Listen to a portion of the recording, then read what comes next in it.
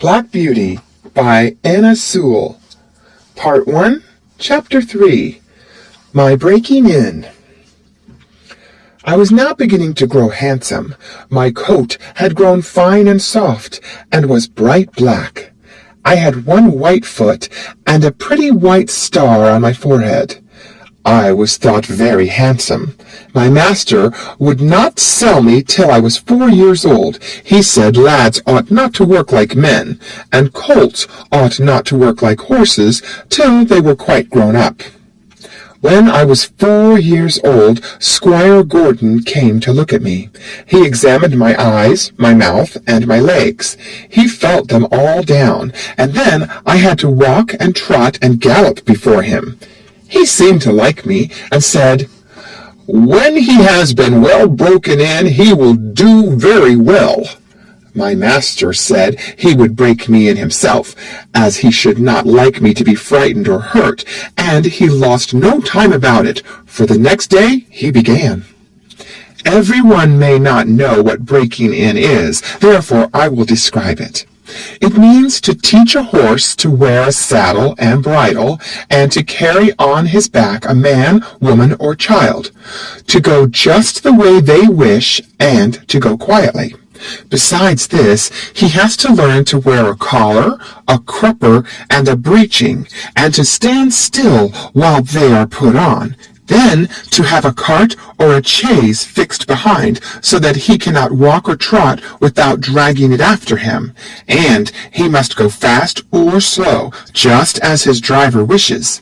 He must never start at what he sees, nor speak to other horses, nor bite, nor kick, nor have any will of his own, but always do his master's will, even though he may be very tired or hungry.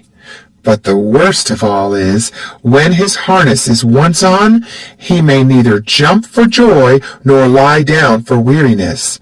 So you see, this breaking in is a great thing. I had, of course, long been used to a halter and a headstall, and to be led about in the fields and lanes quietly, but now I was to have a bit and bridle. My master gave me some oats as usual, and after a good deal of coaxing he got the bit into my mouth, and the bridle fixed, but it was a nasty thing. Those who have never had a bit in their mouths cannot think how bad it feels. A great piece of cold hard steel, as thick as a man's finger, to be pushed into one's mouth, between one's teeth, and over one's tongue, with the ends coming out at the corner of your mouth, and held fast there by straps over your head, under your throat, round your nose, and under your chin, so that no way in the world can you get rid of the nasty hard thing. It is very bad. Yes, very bad. At least I thought so. But I know my mother always wore one when she went out, and all horses did when they were grown up, and so, what with the nice oats, and what with my master's pats, kind words, and gentle ways, I got to wear my bit and bridle. Next came the saddle. But that was not half so bad. My master put it on my back very gently, while old Daniel held my head. He then made the girths fast under my body, patting and talking to me all the time. Then I had a few oats, then a little leading about, and this he did every day till I began to look for the oats and the saddle. At length, one morning, my master got on my back and rode me round the meadow on the soft grass. It certainly did feel queer, but I must say I felt rather proud to carry my master, and as he continued to ride me a little every day, I soon became accustomed to it. The next unpleasant business was putting on the iron shoes.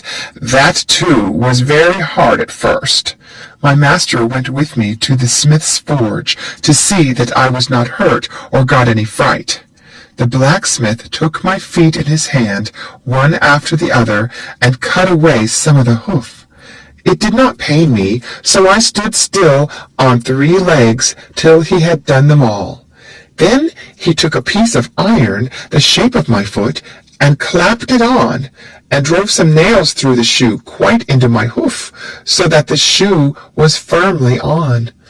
My feet felt very stiff and heavy, but in time I got used to it. And now, having got so far, my master went on to break me to harness.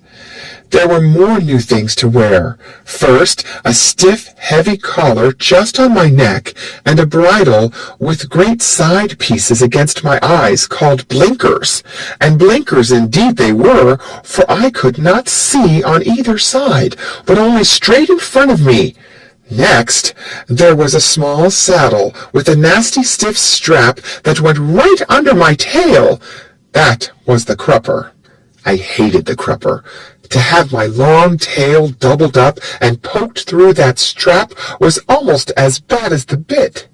I never felt more like kicking, but of course I could not kick such a good master, and so in time I got used to everything, and could do my work as well as my mother.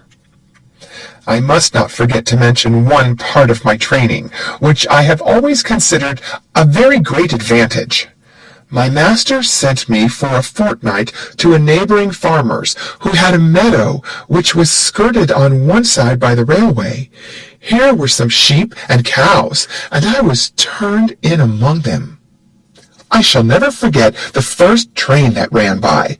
I was feeding quietly near the pales which separated the meadow from the railway, when I heard a strange sound at a distance, and before I knew whence it came, with a rush and a clatter, and a puffing out of smoke, a long black train of something flew by, and was gone almost before I could draw my breath. I turned and galloped to the further side of the meadow as fast as I could go, and there I stood snorting with astonishment and fear.